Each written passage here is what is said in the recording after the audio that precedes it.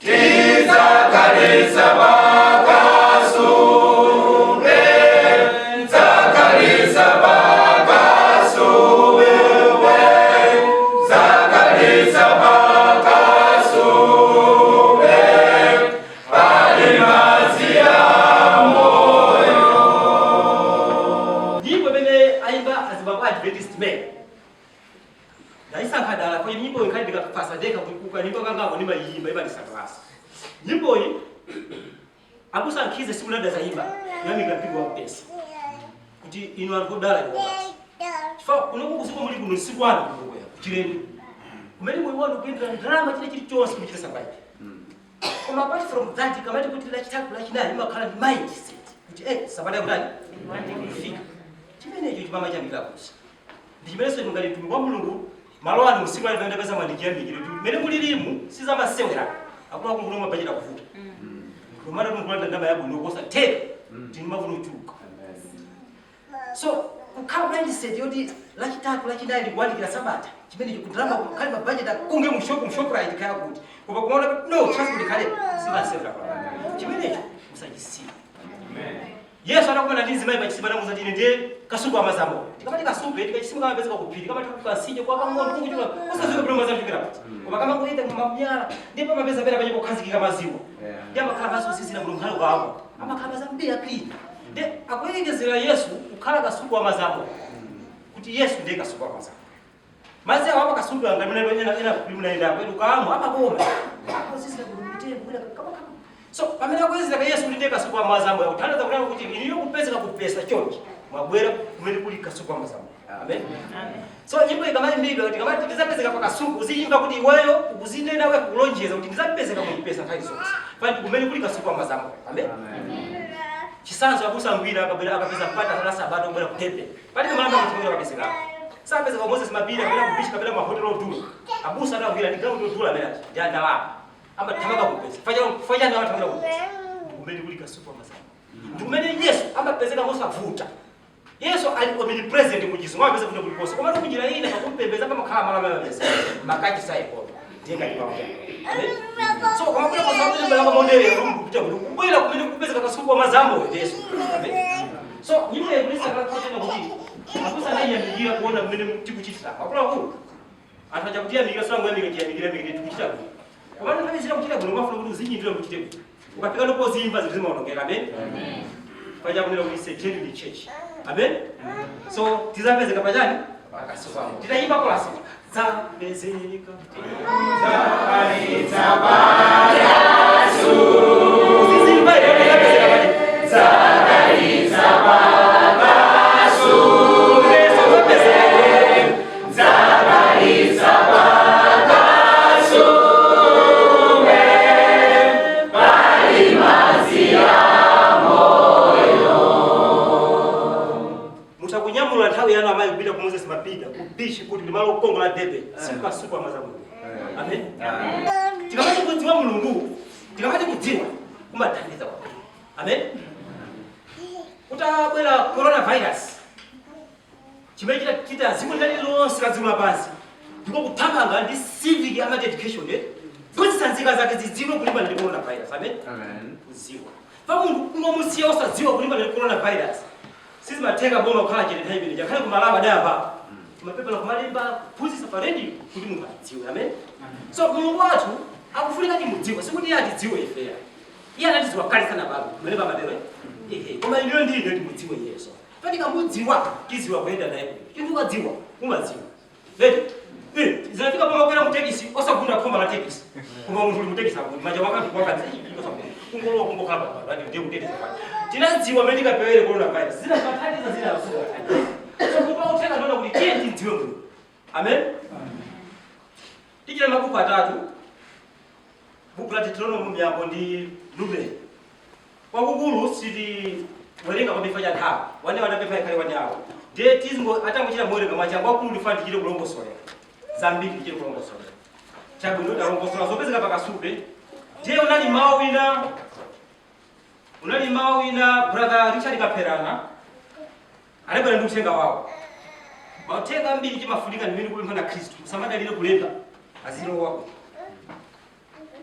ena badali kana nthawi kuti makhalidwe athu malocation akumakhala pachike amen amen unalibe kwenu khalidwe athu lokuba lochita zigolo chani akumanena kuti mpachikeni makhalidwe athu malocation anatero ena asiku amen Mai Thomas adala likapo kuti odola makani munoti anthu ena makani kuti uthenga unkhaluka bwera ayi kumabwera na ndichocho ndi chimo kutulukaso ndi chimo kwachitunikira makani amene kuti ayisinga siye kuti zibetera kusa odola makani amen bulaka chokera dala likapo nthawi kuti no mzimu machoka thuma munthu ndi mzimu machoka thuma munthu amakhala chikhungwa amen pamene kutumikira chimo amakati mzimu wera watu apa amene ndipo pamene makhala pali nkhondo apa imene machitika pa satana ndi mzimu wera kalero mabuku amaonesa mtima mtalo wa satana ndufumu wake kena machosa munaona kwa nani konde mbele chonto paka ndo mataka kwa siku mungu hapa kati kama kana nkhondo mzimu wera ndi satana mani bilana dola muri ndani so achokalada kusa za mzimu wera kuti mzimu wera ukatopa panja pa kudikirira ndi mphepo kukwako ndi wazu juni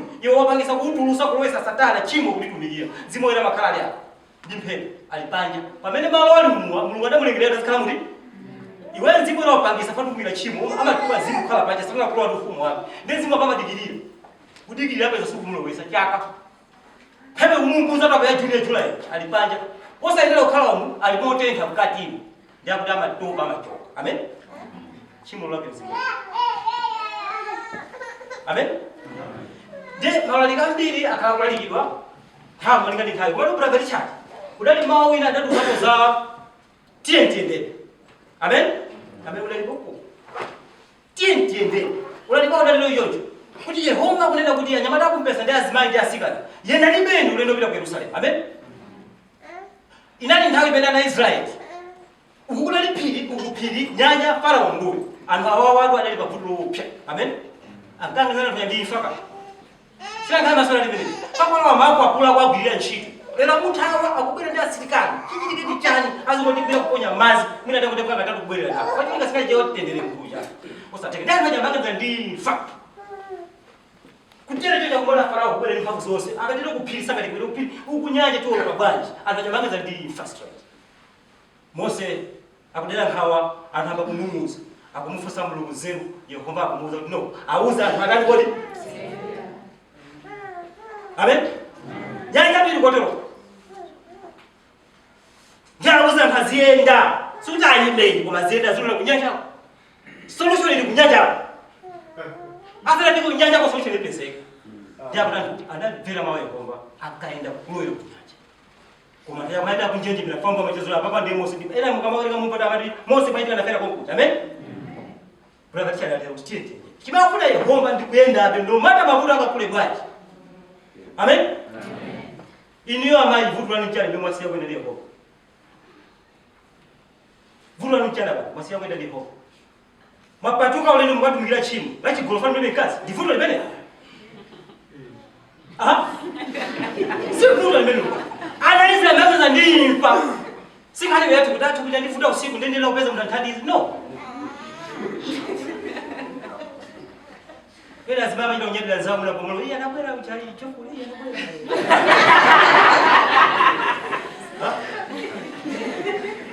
aba apenda mwina wa project oti mage jimasho kumalawa zana zulima mwakimasha na kufuta ndema babu chini ndifuta ndio si mfuta Yehova kulitia ndani yenda libeni ngani mtakandi futa likubwaji ulindo kwa Yerusalemu tikamati kuenda abe sikuti kubwera kupesa ndi kutoa kuonzeka kubwera kupesa ya tikamati kubwera kuenda ndopita kwa Yerusalemu ndio ndikutumikira chimo amen chocho wena bwana ngati tikamati tiende ndebe mama na Richard muona kuti kubwera kupesa transport zabe phera bringa lishe si zimelezo hata tikamati tiende ndebe mera matero tiende ndebe akulenda kusatumikire chimo pa ulendo kwa chimo pa ulendo kumakhala waiba amen chocho maganza panja mali kuti tiende ndebe akamati tiende ndebe mera mali na brother Richard kuti usatumikire chimo pa ulendo straight amen chocho ndo kwa tiende ndiye brother Richard umao soko mabelo kwake kila comment uso utenga wao akutibalizira ndi utenga ulenda kuti palibe chomkalika Yehova amen anatema amen mwana kwa limbao anatema right ndiyo sindi kususa na brother Richard chocho ni 100% palibe chomkalika Yehova 100% palibe chomkalika Yehova amen kwa maana iniyo ngati nkhosa za mulungu anthu a mulungu amene mulungu safuna mwende balala mulimalo wa Mose kuti fanati sankhasi tulingamene not Israeli ngosiyana sina kwa chira right tizikutonthoza fanga tonthoza na kukuza ni mayendedwa wendo amen ndifanye malegesa kulalikale saka imababa musimvera uthenga wake osabala ni negative attitude ndi amulalikala sudachita download uthenga wa Mulungu umene Mulungu afuna kulola final ndipo ndifuka umachita sankhani mulalikini ndi mamba uja sini mamba bale koma sipempera mulalikini ndi sabela kuti mababa Mulungu amutuma ndi disk yoti iwe mwa iweyo muchite download so kakala negative attitude muramango yima suumba kuluza ndiweyo kale tukumvana kale amen brother lichada kutuza kulela kuti Yehova palibe chomukanika anatero right endizona kaya komano khosaka ndimekhalira Mulungu mafusa lufuso kuti sono ngati Yehova palibe chomukanika ine banja likusowa banja ngapira kuti wondi mtunda palibe chomukanika ndele funa ndimotamba so eti sikusosa kama kutamba so ndi hapi zina zimafunika kuti ziunikirana ndikuuzana fanyona kuti ulendo pita ku Yerusalemu anyamaraba ni mafuna aimbe nyimbo komando muna alibe pali nyimbo mnamayimba kuti tindizovuta zambiri pa ulendo sama lero koma musadandaula angelo alipoti tani potia ya sama lero so fuso ndona kuti angelo kumwamba chitezo chawo pa munthu ni 100%.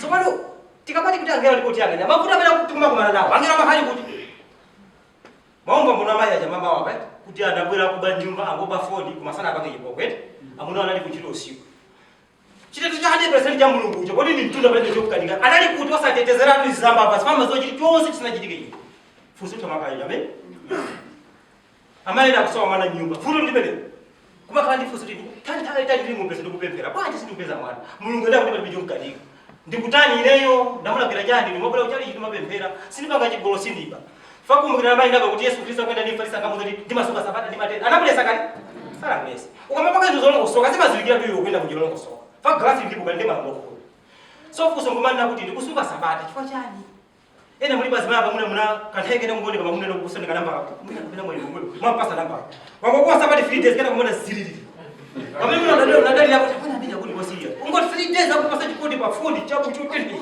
kenda kwa zilili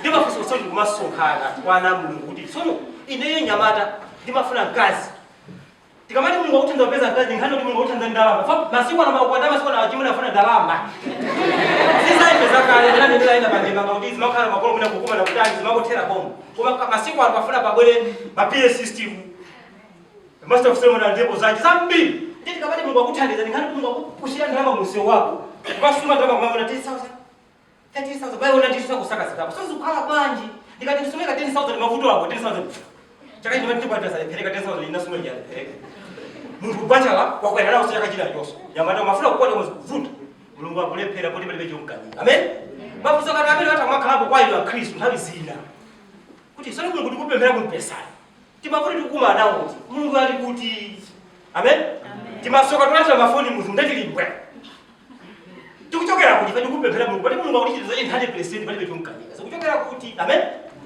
eka tibasoka tulandira mafoni muno kuti fusi ambiri tandira mafoni mapara kupachika pagomo ndikufasa nawo paseo zonse kumakochita mbere kuli bacha kumpe mai wewe tatu ndigere kuthatha kuti ndalama bebanti pesa kusimula lokha mabe mai wewe zokhala zako chiteto chako mama chiri kuti kodi akuti angelo kuti angenda ulendo angelo amakhala agona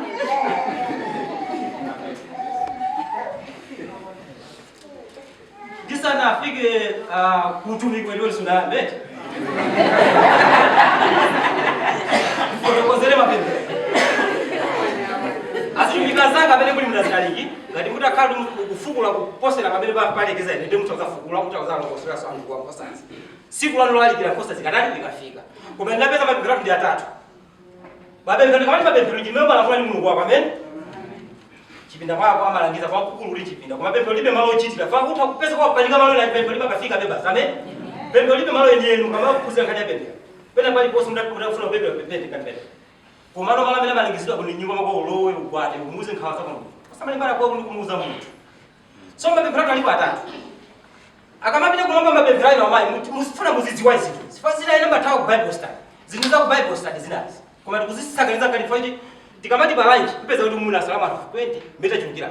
Ndefa tikhala kuziphatiza mulali koma zinthu zosabulika za ku Bible study. Kuti tiziphunzira zambiri za kuya tizidziwa. Fanya zina chikristo chikutopesa iwe maji chikutopesa iwe mama chikristo. Fanya zovuta ulendo uchisiya ambira la siya chikristo. Fanya sambesesa chikristo. Spiritual blindness. Amen.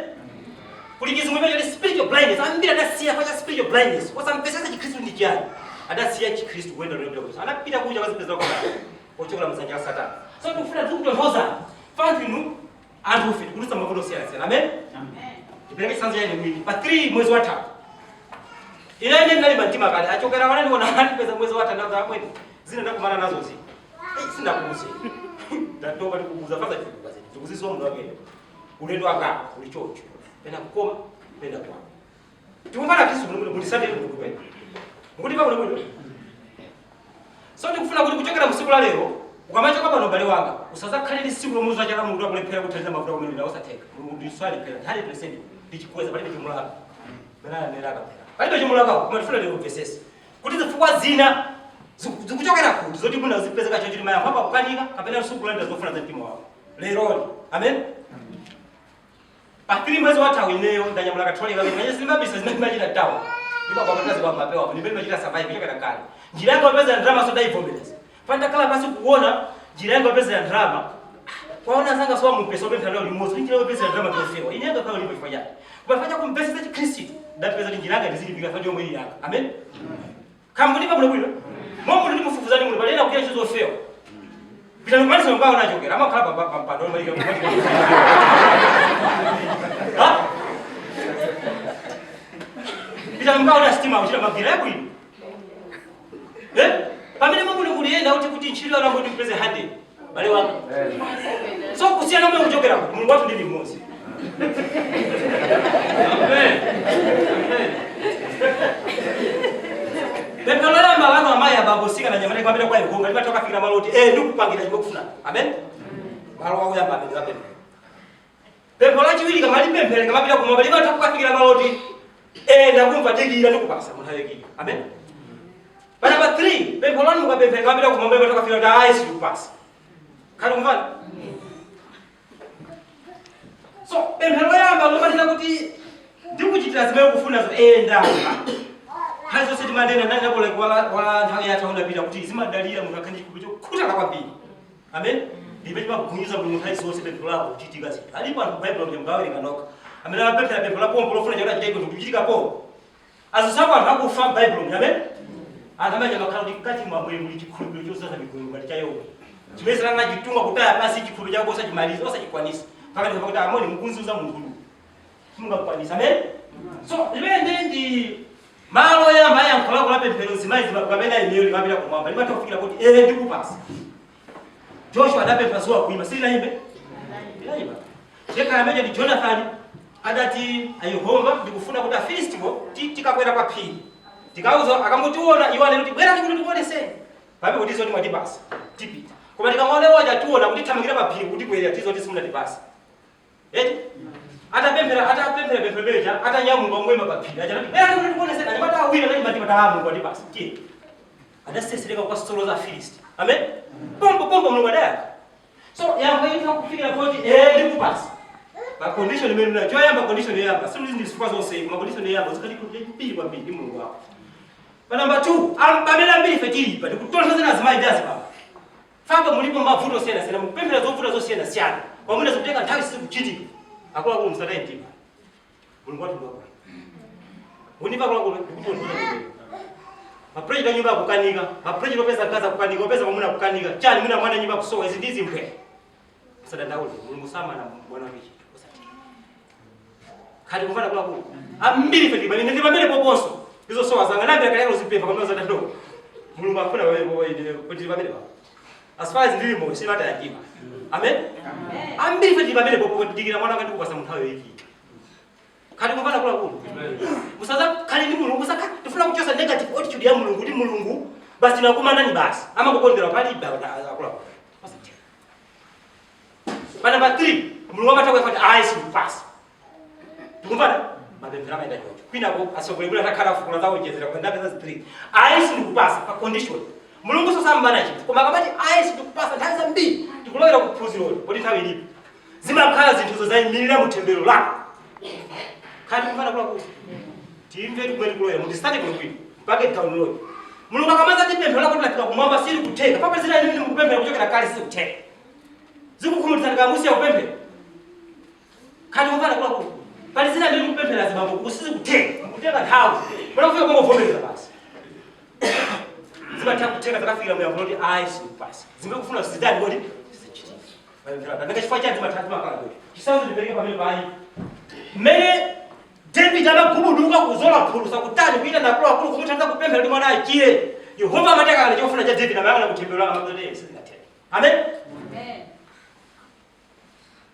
kandi kumana kulakulu nthawi zambiri pemphero likamaza fika kuyankho loti ayi sikupasa koma kuti mulungu amayang'ana kuthembera kupeza imbira zinthu zako ndi amana icho satheka fachili kucha amen this is the take kana into mulungu amambala kwa thani kuopya heaven line yote king zinapereka mwana nani alama Deta tokoza la ndiko machelo chedwa abusa ngira saikira unde makongono waka kuti nthawi ndati amemuna liko Bible study yawo akuti ndazi busa nzawo pemphera mwana wa banja lota samaliri mwana anamwalira bwana chi anamwalira ndefu sokumalira fa abusa ngira ndazawo abusa usewa nayo sokhala ine ndawo busa unge opanda usiku nthawi zonse timanena mbali wangu sanapake mistake wa mzima wa mpesa ukapita kupemphera za kukodwa kuchipata kapena kunyumba kwako kuchipata usamu je demand iwe mulungu osateka so kumpasa mulungu chilo la chiti Fama kwa nyakaza ni sukuziwa matembelo amena imela kwamba sukuwaziwa wewe.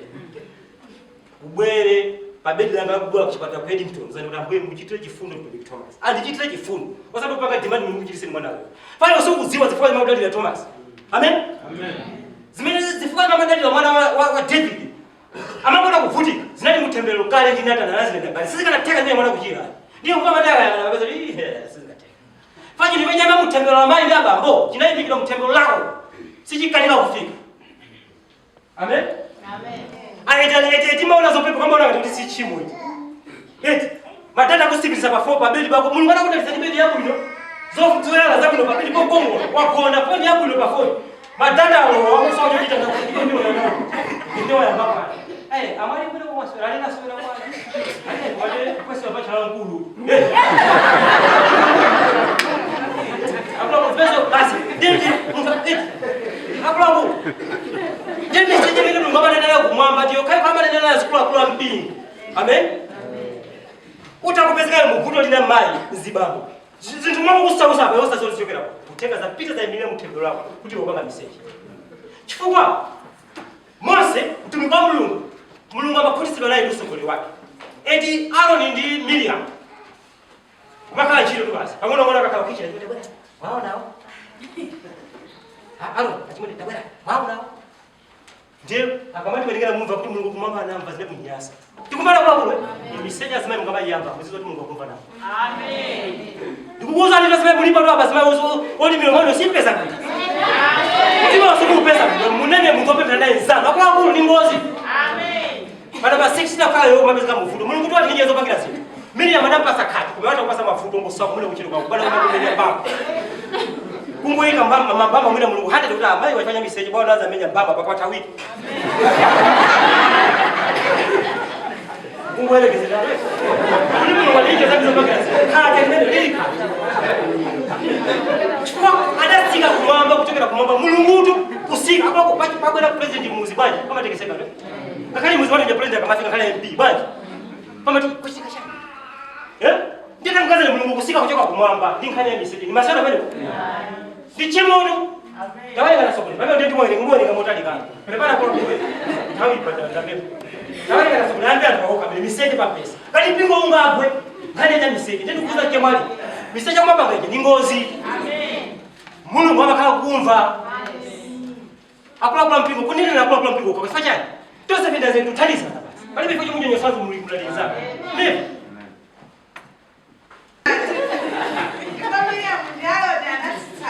Anatithana naye Mose kufanya mkazi mkiliwaje mkusi amene adamtenga popeza adatenga mkazi mkusi. Ndipo anati kodi Yehova wanena ndi Mose yekha sananenanso ndi ife nanga? Ndipo Yehova anamva. Koma munthu uyu Mose ndiye ofatsa oposa anthu onse a pa dziko lapansi. Ndipo Yehova anati kwa Mose ndi Aaroni ndi Miriamu modzidzimutsa, tulukani inu atatu kudza ku chihema chokumanako. Ibalikani. Akuti Yehova anaanza kujali. Anaanza kujali akula kulu. Akwa kubino tuko. Ndikukuza ndi bwino mupesi. Mulungu sanga lole mpingo kuti ugwetu. Akulongosola wewe. Amen. David anasema. Despo ndipo Yehova anati kwa Mose ndi Aaroni ndi Miriamu. Modzi dzimutsa. Tulukani inu atatu kudza ku chihema chokumanako.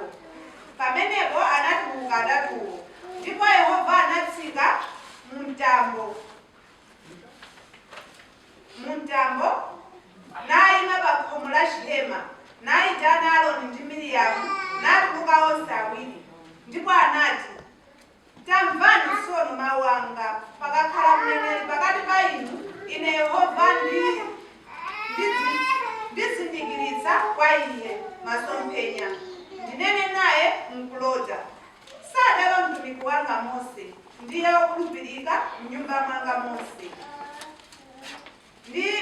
Ndimanena naye pakamwa ndi pakamwa, moonekera, osati mophiphiritsa. Ndipo ampenyerera maonekedwe a Yehova. Kotero munalekeranji kuopa kutsutsana naye mtumiki wanga Mose. Verse 9. Pamenepo Mulungu anamupsera mtima iwo, nawachokera iye. Ndipo thambo unachoka pa Shema. Ndipo taonani, Miriamu anali wakhate, wamvuu ngati chipale chofewa. Ndipo Aaroni anapenya Miriamu. Taonani, anali wakhate. Amen. Amen. Verse 11. Ya basi sasa kufanya tatu. Kwa mwalimu kula kule? Asimaje hapo mtoni nikupe pale. Sasa kali mvulule sina nyumba mwandu mosa kwa kintu jina jimene mune chizagwe fadi Mungu wapasa likati. Amen. Hata kuti mune likati na chiro kwa. Chiro kusokolekera lili kati. Tamanya wa kusokoleza za kuchirwa. Kuchalisha.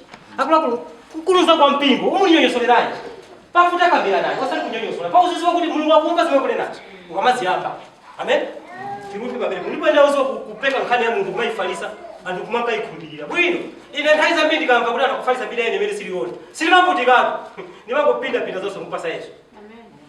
Azidira na weya. Faiwe sizona. Then ineso musakumula zimali ina ngatena mafalisa mbili zanu zoipa.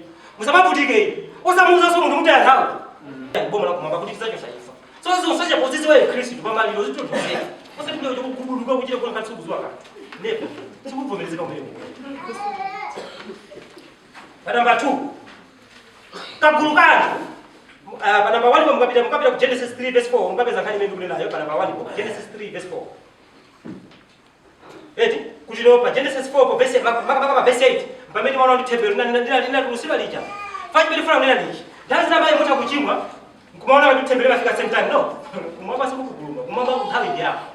Kumwamba kauza mwana wako kukoti. Suna mano same time kapena next day tebero ya baba sikawika wiki. Sikawika wiki. Then tanga watu kuzina miza kutani nchi mwene sinaoleka kutachaka. Bale waka kunamba. Ukawa ile kabeba ndio kupasa. Akuti siku limaenda swiftly but sure. Ale bajeke kwa jisungu beba hapo. Ukawa ile beba.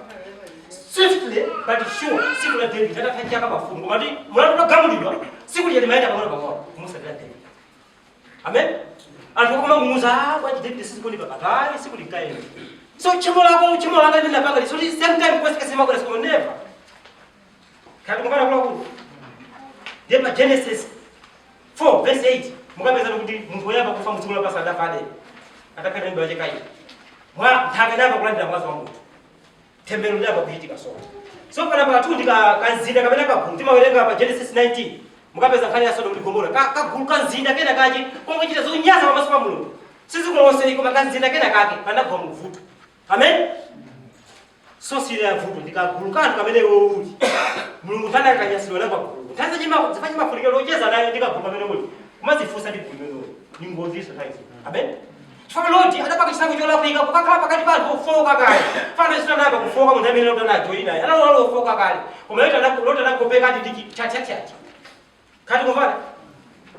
Adapezeka nawo muvuto. Then tanza jima munthu Kristo zisaka gulube kuli choina. Fana loti sana vutika ndinkhani. Loti adapulumuka of course koma adavutika padaluza zinthu zake zonse amen. Anaje kwa bana chile choseka. Analizi ngamenya na Mungu Mulungu na Mulungu Mulungu dizi. Adavutika na kufanya. Hadi zina maprometi mabeseka. Utaweza kuli mkagulu mvuto ifanya kulonda. So sina ya mavuto asikula pasi ankrisi. Ndi magulu amene makao kubeseka. Kwa Genesis 19 mbawe yenge no. So ndo mliko mwa. Pa namba 3, mavuto mwana machongera kwina. Akapenda na tena likio tenga wana Israeli mtu haya anapita kubabula kubabula. Mavuto ndio kwa machokera Mulungu akakona kuti akaona kuti gulu lake limene lampesa lasochera lamakwenda mozondoka likukhulupirira zozondoka mulungu salola. Pako kali uja unaphunzitsidwa Bible class walumbira wabatizidwa mulungu amakwenda ndiye mwana wake. Amen. Chimene ndo chiziro bale wake. Ukamphunzitsidwa kuyenda kulumbira ndikubatizidwa mulungu amakwenda ndiye mwana wake. Ndi kagulu kana mulungu akakaona kuti kakusokonekera samalola mulungu. Ani ninji lava zibwezi ama ndibwezekera na ndakaiso muse wake. Ndeti kama mbaza utenga waka pale nakwenda kuti ilali nthawi imene mulungu analola anaiza kupita ku Babuloni kukapola amen. Koma kuti mama pia mwazani mkule munda. Anati wakapera sawa kale. Ali mkani mkupita kwa mkule munda. So mulungu amaziwa china chichonse ndipo kunaizo. So anali plan kale. Kana wasiku ndiwataya ndi anaka wao. Mwafani kwa baka discipline. Amen. Nthawi zilota kugoma vudo chemwe ali chimwe kwa cho diwe mulungu kwa discipline. Ambiri abana baka discipline ndi mulungu. Ataona kusoje. That discipline mali wakasima kayo goma atu. Uze. Pati kuchenjeza amene sunagwe mchimbo kutunandi kulikubikira siya chimbo satuliyiri. Na amene mungu kupaka discipline wewe kuti afuna kubwezeze munje. Sima kala zako ino. Ndifuse ena. Mwafuse ena wa mungu. Amene kumaliza kuoma. Fa amene mungu kusiya mu discipline. Kumene kuja kwa kuponya. Wewe kama kazi yote ndanga tanzaka ni kama zone mungu. Ndana Israeli atachita kunata mtsomo wako anakabe pesa lako zinafe. Discipline. Mulembe pamene. Kumekuwa chikona mafupe. Pati funa kutunda. Sasa kuloze jana. Mazitutezi zikazunguza wewe. Tinde kuvulika ngaba hizo kuvuta zangu kazichoka. Utunda kusule pera yetu. Amen. Mulungu asale pera katamani. Bana ba 4 ndi mofulumi. Ndete pera kumako. Ena tembela kumako ti balinyoza. Kuti pita kwa mama kumililiko. Ndinola ngajali kubadilika. Amati ndinola kubadilika. So tembela kumako tikayima chocha zilali kitibalera kuti muliope kwa siboni kwe tembela kumako mphamvu yake badale kuti iweyo mwanawe kubanja kumene kuchokera kutavuza kutapeza zofoka za makolo wako mai yako ababu wako saka kuchita bwi ngoma kuchita chifundo amacha kuuka ngambira. Amen. Ruben anapaka chimo lonyasi sisa kwambiri anagona na mai yake. Amen. Mai yake ni yenye akaza babu wake ngona nao Ruben mwana yako kwa mkama nika zangu binalikuti asa kule Ruben. Ana mchita chifundo mulungu. Anachosala chimo muerenge. Amen. Bamba kali yako munghamu ngata mukamana ni chibo kudai na mwana ndio ndipweteka. Mungaba nika Bible yako kamesha kuna mwoveka kuti. Ukone na linka swanga. Iwe ndeni kwa bobo nda basiko basi. Kwa tembela Ruben ndacho sio. Tuna abantu Ruben. Uyi. Amen. Ntawe zina. Tembela kwa magoli makira chitu. Koma. Baba kana kala kumamu hosula foje. Kuma mwana kati watuluka mu. Ndikusaka mulungu wako kila zinabu. Bale wanga ambiri video cho Mungu. Amen. Ambiri kama ya ndio suta kwa utani, baba watu nao utani. Ila ndio kumecha kusudi. Maisha kukula ni shiki kurundi. Baba kati akakwenda baba ndio nezi itatu akao. Zibele ziazo yo kakuti kwa sipa club. Bale wanga utakwani baba. Bana mbala 5. Ndiye tende la mwini mwina kwa kumhalilia kwa pambele. Pali fanye banda baka bado pepa la ba. Kuti kulinyamwe pepa. Kani nile maputo azikula pasi fanya azikusa ile kaima hapa. Sasa kuna kutenga tunda. Na hapa kusala kaima eneo. Sika mosi sika wezi katatu. Ama ngo gamla ndi sosi ya mafuta ndi uchimu. Amen. Muna ngabo na kutera. Ena ngabo tera. Kutoko dele ndi kutenga step ndi olongo solera kuti sinthawi zonse makala uchimu woyi. Fandifika kumapeto. Fanya sasa mchipata cha kumulaje ndi kuyamba mali wako kumalayo mu 2019. Zimamira napo kusamudo lozi kwa dota ya kolosi na karibu. Ndene sinaona ya polija. Ndapita mabuku tikulilinga nazo ya kolosi kama. Longo gamla ndi chiambi cha mafuta ndi uchimu. Ndi zona ina matero mugabo. Yesu namugamba ngombo vile na maneno. Koma ntamba mabuku ndikuona zitu nanu usikonjo. Fa ichinanga bwana lolo chimbo. So nthawi zina zili pana pana 10 ndi pana 9. Koma tuna kuti nkhani ndi akula kulu ya mafuta zikula pasi yakona matembela mwini. Amen. Ndiye David. Wale wangafanya nkhani ya David okambe so bwana. Kuti nkhani ya David kosa maana ni mulungu bwino nguku. Koma apata soko na ndipete sefu. Ndio kama mbe ulendo wa David ni mulungu maendeleo yake sio ulendo wao kukomaliza moyo wake. Ulani mafuta. Amen. Amati penda kwenda kwenu tembele kama bwele mafuta tena. Ikata penda kwenda kwenu tembele kama bwele mafuta tena. Ngeba ndio kwa David. So ndio ndio video ifanye kazi mambo. Enda ndio mambo bwele za bwele. Enda ndio mapa Mungu. Amen. Ndio nifanya nenda kuti. Mathayo 6 verse 1-33 mlihapa ndani tsondi. Antu kwa sababu tsiku. Zitu zao meza ile kumwamba. Fasi tuzamu ile baba. Ali sasa ndizo meza ile kumwamba. Fasi chikazi na mambo zote kuti ziitika bwana. Kristo zako kupita kwa Kristo zako unaweza mjizikia wewe hii kwa mwali wako. Simiza kama bwana. Kukupasa manja kwa mali ndio mabele kupesa. Sicho kana. Mungu ale sabana chimwa bozi mzina ile kumwamba. Sasa chimeja kama kale. Sasa chimeja na kupasa. Umpesese David bila kwa usore. Famu kumateka kusatana kuchinga masoti ya mwali. Ino service demu ndi mwaye mkusuwa chona chachi. Mukatumikira chemo iri pakamono ikanisa kaziviri zimukucheza becho kamukuba kashuka ka bwana Mungu kuti nyumba mwa bwana. Ena lazima kumwamba mashuka manyumba mwa. Kufika pozi ikaguluma kuchantine mwana wa amene si pali akaza ndi mwana wa kusukulu basi. Shuka madumba wasiwa zilotani ndimatenga mali pamono pamono. Atu salala kukuza kupepo kwa kuti sukuba. Zaka zomwe sine ngati mwana wa amene.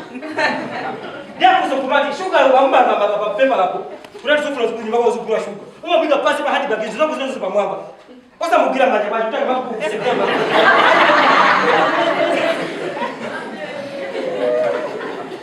Hapo spiritual blindness. Tukufanya kwa kule. Chimo tidane nao. Jeno tikapita pa namba 6. Ndikumaliza. Pali message pamene bonde aso kuli different mwele. Ngati pesa kali puno mene banga ndoti kali ngati mkongo mu message. Amen. Akula ngulu anyamata watu mafuna nafuza kali kuti amaimba nyimbo yoti kali chimo la message mulungu azabo izo. Amen. Ufamela. Ata kulana ni phone kugugu mwana ndoni muje kuti kahambe nyata navuza kwa mkunyenyeka sadana waso. Akapera chipatala kama katwazika makasa kugona pagulu fama kugona pasi pabuli. Nyaka chipatala kama akapera cha sadana. Pa 3 leo hapo amene muli tole mukuza pa Grace Street Bridge. Nanya mnatwenga mabaka.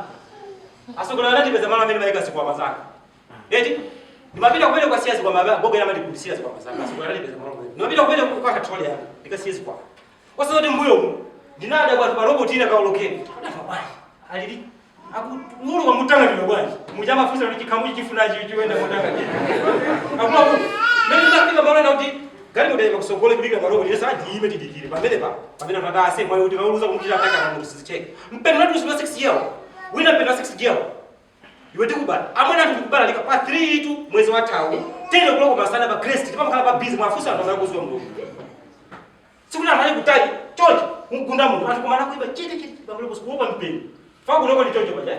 Salo hiyo. Kuti zake si afere zake. Inayo wakati kama sidi kufanya kupenda ngati kwa mulo ni maziwa wote siku likadusi nimwendeke kwa pepe susi ni makadi kisema normal life siki mistake anali kuni mulungu ndangero wake amazusha mbibi ni moja so Kristo jifuna kwa verses so kuti akuzapa kila karamba tukulanda mafoni basi kasi kupenda kwa kibali ndio mafoni wale ndio mafoni waje tufuna ndio verses amen chako ndio kusema pepeo ditamanga kwa ufanya hiyo bibi. So jimendi kufuna nejonda kunena kuti no pali zinthu tena kula bulu. Pali zinthu tena zimendi kufuna ndilongosolere zimendi no kumachokera mafuta munthu pasikula pasi amen. Kumatipa kama changu. Fama kuko tuwerekeze atatu basi ndiaso kulifanya kawa. Amene makona zole matenga njolembe. Amene makona njolembe fanya kufuna kuti mkamacha kama lero mzizo ndi mulungu ndikweza kwa hiyo mkanika amen. Mafuto enao usika yangana baba. Ngati pali tumeze kusausa moyo wako ngali wanga ukamba watu samu zinteni ndio malizi ndio zapeze no siku kumuloza chauta kulipia kwa patini kwa sababu bali dina ndipo siku na Israeli nalo zajala kumwamba kumuloza Mungu chala kumwamba kuta Mungu alibe chirungamo ana Israeli tu tundu wa Mungu kuti bani ngatali ndi chirungamo akumusiya David okhala pa tabasale pa mpando chaka pamene zona zake tazidziwa kuti Uriya sadaka kunkhondo ndi kuti nkhondo inavuta koma ndapena ni David amen fachani Mulungu ngatali chirungamo akumusiya David pa tabasale sawa ijaboka alibe chirungamo amen. Mukawerenge mathematics and prophecies zonjeza mu Bible mukamba kupelo chonjana izi zalizoona ada mamumuza pachi fada zizoona chake chimene chita mukisa ulia utafe koma sunali tsiku lila umeona iza kuti timala kuisa akula ndio chilungamo ngudi kabula bwino ndifanye na bwandi slogan lina kuti Mulungu wabwino talizose ili mukaza slogan limene chikela kuti ana nakhala pasi ata verse za Bible ngikuona ta ano Mulungu wabwino. So ndikufuna ndikuze nzimani ngati pali zinazo kukuvuta nyumba chani kakuma kali masoka utani si Mulungu ya cho yabo ubwere kuzifuka ndifuna kukusoleleza mwino kamaliza tenzi zose zilo zapiteno kwa Mulungu ulibebe chimwa kufuata zose mulibebe Mulungu kuku musanyala Mulungu plan yake ya Mungu basiku the prosperous amen.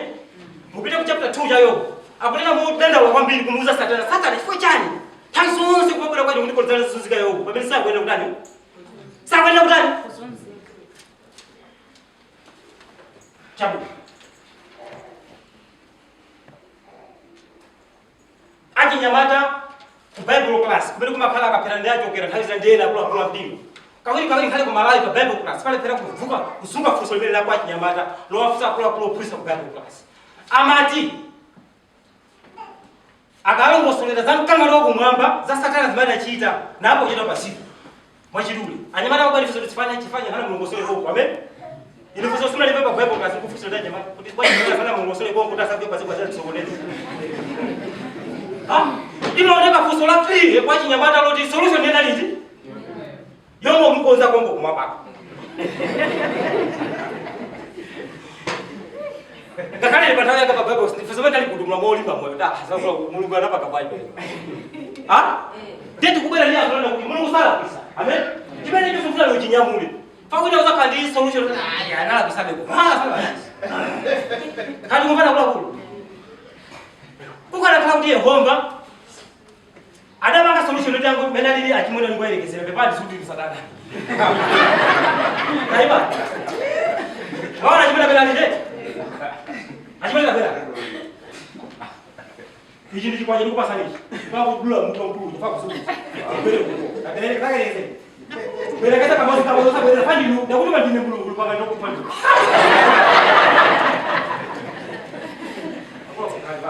Tukumbana. Solution limeneti mwelekeza munukana paka yocho. Ndia bwele no meti mavera mapeso sa Bible ndine jikoni. Da angero kumamba kana muntu ngura jikoni.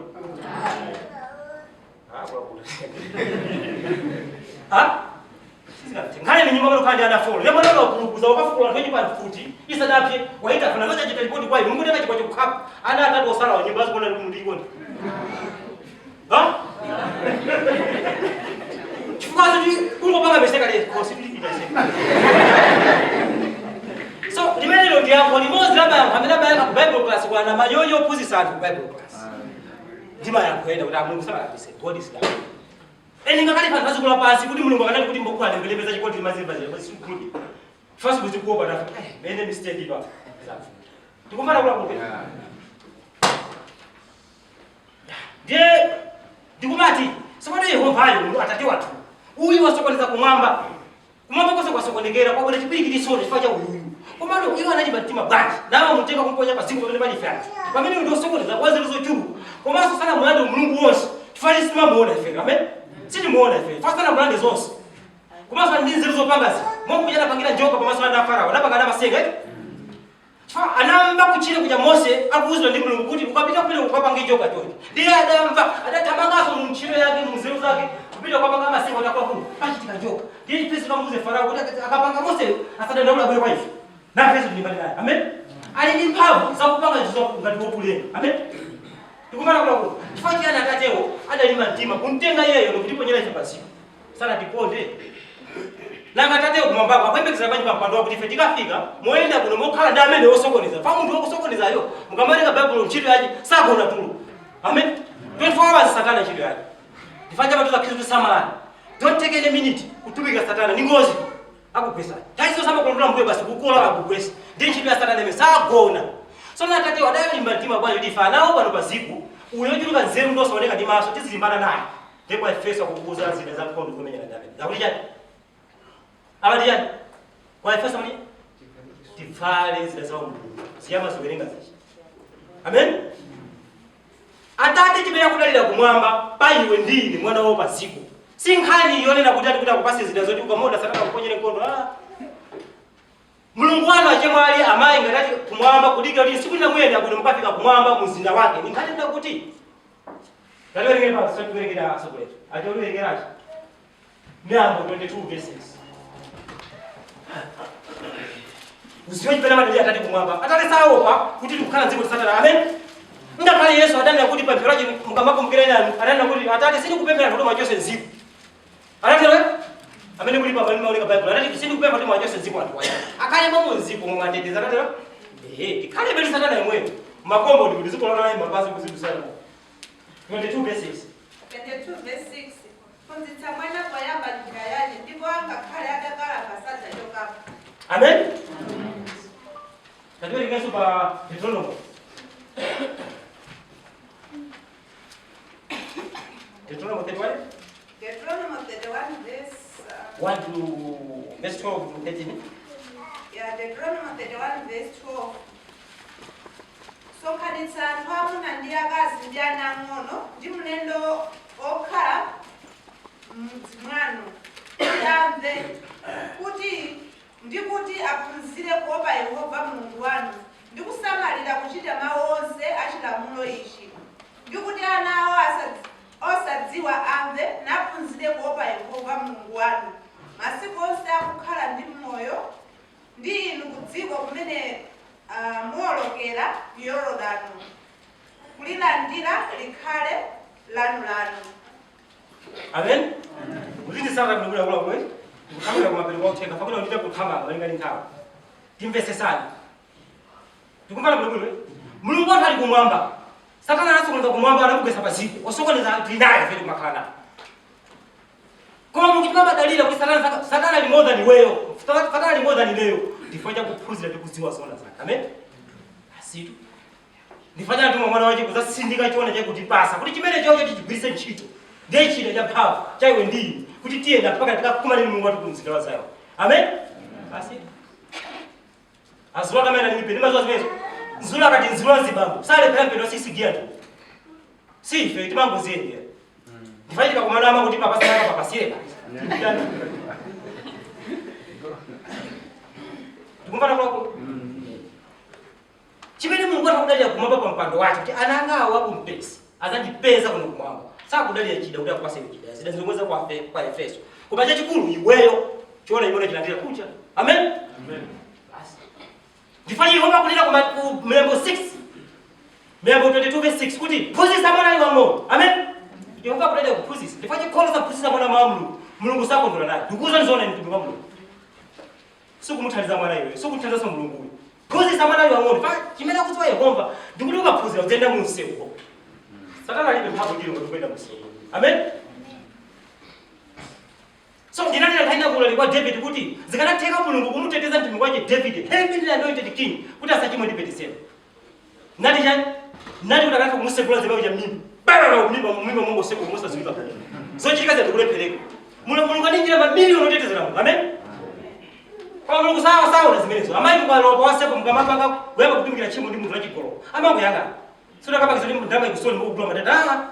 Ama zati kiona kuchiziwa amene. Adaitira ndiko Bible class adalumbira kuchiziwa choona. Muri Yehova ndiye choona imakudziwa. Kandi siku yemuna wa gulumu kuti mpaka Yehova kugona mkulu wa gulumu. Mwacho kapotu kolubikiza ndi kazi yo kandi mabudayo zafikana kuti mathafu mapasana mafona kuti timungu wina wakwera wina kuthamakira kwa nzaje wina kute. Zafikana kuti makumana abanyarwa nado ulende pakono magwirana. Ulende wachigolo. Yehova sabawo pale. Ama zadaya. Mwana wapa pesa uchakuzo yona. Saka kafiki size ukula sawa. Jabu Yehova maona kuchichika mkulu mpaka na gulumu. Mukufika Mulungu barabara kuchosa chova Yehova sawa paso ndaya. Siziteke. Mwanaka kuzoti chigolo chimo saka fike kwa chosa sangu malisa. Kama ni kama ndabwino. Ya dampeza David mpaka na zachitika kuti maana amucho kwa sababu muli ndachima David kama chigolo basi. Ndipo kaya zake. Kama ni kama ndabwino. Mukuli kama ndabwino. Mulungu wanu kumwamba ndipo katika bodi tumikira chimo kandi lako uti malikonzekera ulembi kulikonzekera pa chimo limakonzekeredwa. Amen. Amen. Lapika bodi chimo nyapala fa mukali tumikira chimo lija. Mukuli tumikira chimo lija wati. Wali tumikira ni mwana kaya hizo sadi. Kati kofara. Ndiye Yehova katika enzaje hizo. Mlandu wangu wa chimo umakwenda kumwamba kwa la Mungu. Kwa wewe msimu. Fanyani mlandu kuchita kigolo mkuzo wa mbizo wako. Amen. Difanya ndo Mungu azalangidwa. Chifanya ndo kuti Yesu adakwera kuzatu tunajiona chaje ndichoona chisite chigulise nchire naye ayaza. Kati kofara. Fanya kwa uziwe. So mpabena ndira chiona kuja na alumbira na batizidwa wala ndira chiona amene. Mulungu samule kwa mwana wake.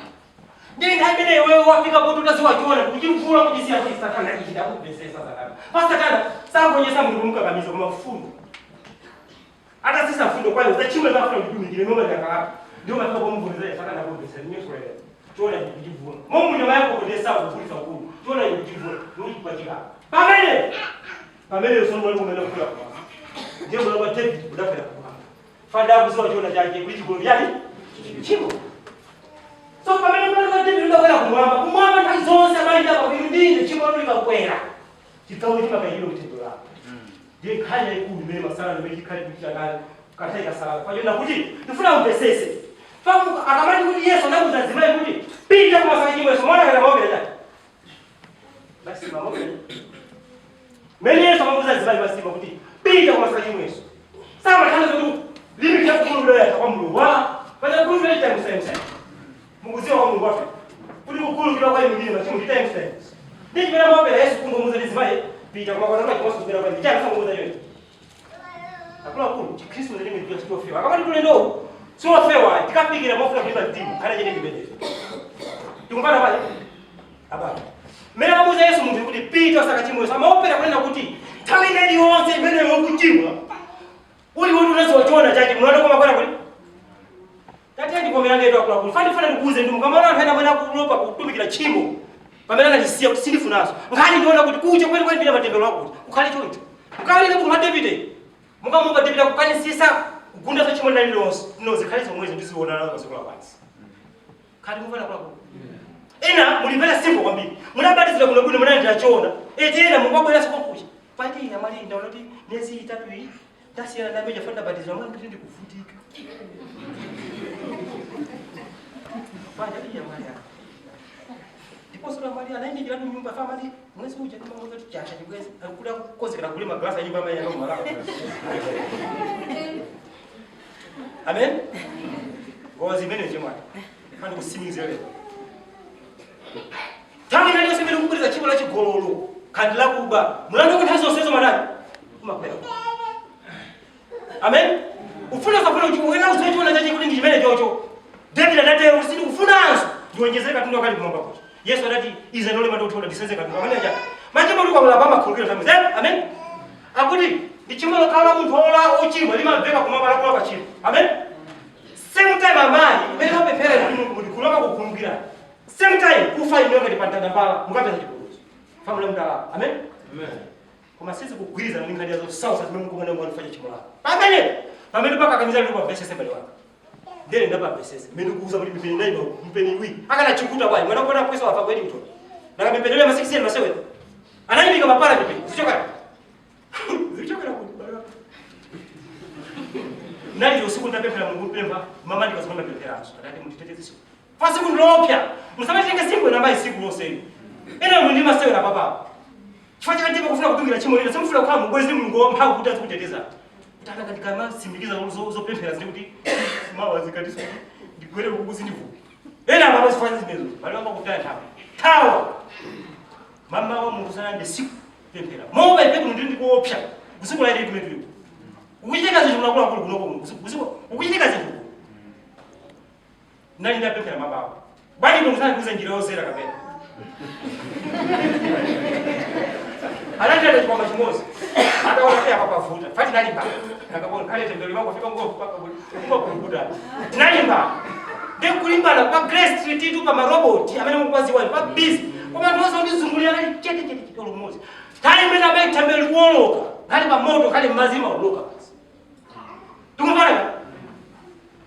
Sio imeni. Ndio nifanye hizo kitu kama moyo zo sawa zote sio mnaka muli chete. Kipe. Maliza kwa wajibu.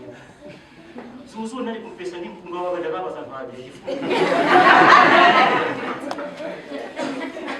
Wale wanga sasa kupanga kusia kumpembeza Mungu. Sasa tamani kwa kwani pasi muuze Mungu atati mukitoe kifungo. Amen. So sasa zile azizo zosimanga mbele pelekera mboni banja ilili. Musajomba sasa kuchalishi. Musamushe so wajani. Mukagwadile muuze atati mukitoe kifungo. Muzipepa kifundo hii. Kambuli kama wewe. Fatwa sasa fatina chimwapa. Ndio baba tina chimwa mulando funa kwenda kumwamba.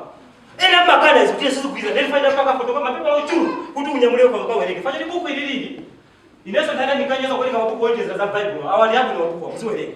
Ama tabasula zivuma ngalo uzazi wa zambi. Zimenye menye nipezeka ndawama. Ina kula 300. Tana kupezeka Mungu ndio akawamba. Muzimenye menye muziweleka ndo kantabizile. Muzimpesesa. Ngakali ku school mundu dajire ngapile ku university na school. Mapeza mabuku ali tundu batebu. Yekamu. Amen. Kama na unapo ana college of university mama kale secondary tazi. Wabuku kama kala mbili batebu rose watu waweleke. So kuziwazi tu kudale kuweleka kwa weleka. So buku ili ndapanga photocopy mapeja wi basi. Kuti pepa upite nalo kwa mbesesa. Kwa sababu ndikuja mna maongezera. Fao kwa mbesesa kupewa chimo. Ukanya maida ba modio dara ni chimo moyo wako basi ndio kwa leo ndio bila kwa. Amen. Ropya chimo maida. Ropya ndio ndifuna mkawelenge noka ndio kwa kaka ndi chidu mupite Bible muri kali ya David mkapeza chimo mudana nao. Ropya chimo. ene napambana ila kuti makonda nanu makoma ndi makonda gate makonda boys mamukonda muchokera kuchimo mukunama lwi mamayi mukunama lwi baba azima kwenda patafika poswera ndi asika na wa grade 12 hapo kungofuna ndambe ujira manyumba mwatu mwana mmoja kusoja weekend kapona pita kwao kwa malawi kweke ya ndike mama niwaza kumanya pesa ya mwika mwana kucheza nako kamwana kamwana umpose David ka chimo la David loka ndipete seba ana David atatu kufa fanya chimo la David amen mwana wala makufa ujana libada ndipete seba amili ya kufa hadi Salomo akufa chimo la nani akula ku chimo siliva kama sewe yako chimo la iwe loka ukuli masuza family line amen chimo zimo sonda isi mulungu akakudalisa atusambira mabesika lazima kanje 50-50 mulungu akumamba mumdziwe amen.